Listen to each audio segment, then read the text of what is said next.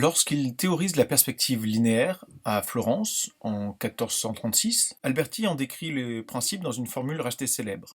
Je trace d'abord sur la surface à peindre un rectangle de la grandeur que je veux, qui sera pour moi une fenêtre ouverte, à partir de quoi on peut contempler l'histoire. Cette fenêtre est donc d'abord un cadre d'énonciation, un cadre de lecture, l'espace de la narration.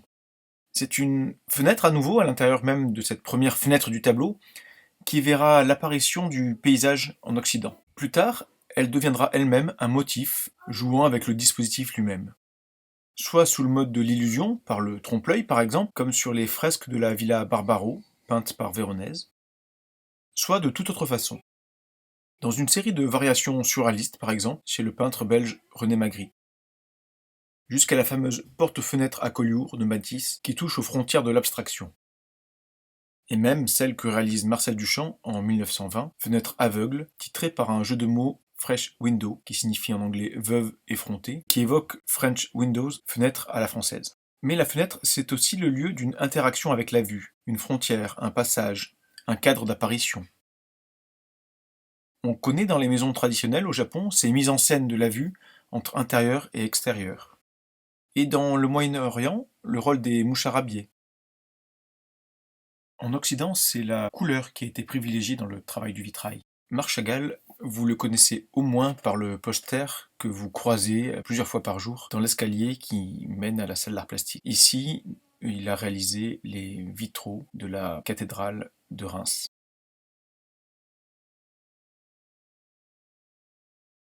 « 75 mètres carrés de verrière, une composition moderne que l'artiste a adaptée aux tonalités des vitraux séculaires de l'édifice. » Il faut savoir harmoniser avec le reste.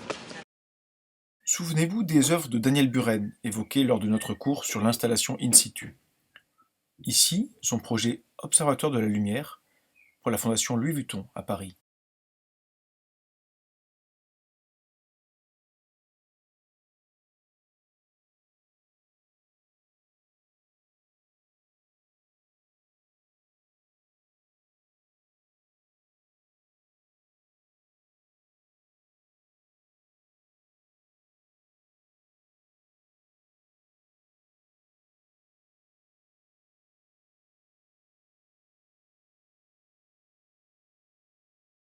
Nous pouvons évoquer le travail de Dan Graham, qui utilise dans ses sculptures et installations les propriétés du verre pour jouer de la transparence et du reflet, mais aussi de la déformation provoquée par l'épaisseur du verre et sa courbure. Mais également le travail de Pierre Soulages, à Conques, en Aveyron, Soulages dont vous connaissez les tableaux noirs.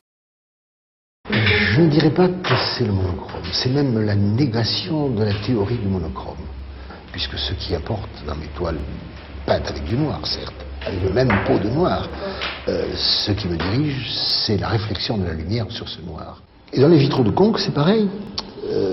À certains moments, ils prennent des couleurs jaunes, des couleurs rouges, à d'autres moments, ils sont gris, calmes. Mais ce ne sont pas des couleurs, c'est la couleur de la lumière, c'est la lumière naturelle qu'ils captent. Donc j'ai cherché un verre blanc, mais un verre quand même qui est à transmission diffuse. Je ne voulais pas que cette transmission diffuse s'opère comme dans un verre dépoli, ce qui serait désastreux. C'est mort, c'est ni par un verre opale, ce qui revient pratiquement au même. Je voulais qu'elle soit modulée. Et j'ai cherché la modulation. Ce que je voulais, c'était quand même que les fenêtres continuent le mur. Mais je ne voulais pas que le regard puisse être distrait par l'extérieur. C'est-à-dire je voulais une surface qui coupe complètement la vue de l'extérieur.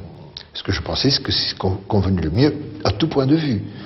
D'un point de vue simplement artistique, pour jouir pleinement de l'espace tel qu'il nous est arrivé, de la proportion et d'un point de vue religieux aussi.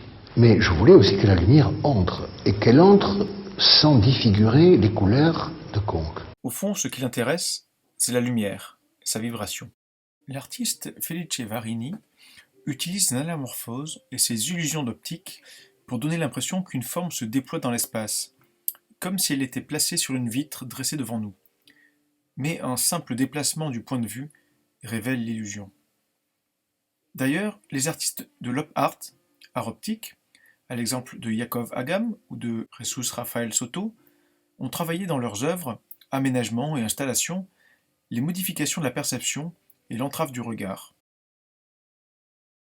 Quant à Baptiste de Bombourg, son installation aériale, à la fois délicate et violente, propose une version revisitée du vitrail. Un vitrail qui quitterait le plan pour envahir l'espace et devenir sculpture. Ces exemples pourraient vous faire croire que ce n'est qu'au XXe siècle que les artistes ont exploré de manière inventive les possibilités offertes par la fenêtre. Ce serait oublier le cas de Carmontel, qui au XVIIIe siècle réalisa ces transparents. Longs rouleaux peints, montés dans une boîte qui, plaquée contre une fenêtre, faisait apparaître des illustrations rétro-éclairées qu'un opérateur faisait défiler, tandis que Carmontel lui-même racontait l'histoire devant un public de spectateurs. 2 siècles plus tard, il nous arrive assez souvent de nous installer devant des écrans lumineux à suivre des récits ou des fictions, et nos ordinateurs ouvrent encore sur des fenêtres.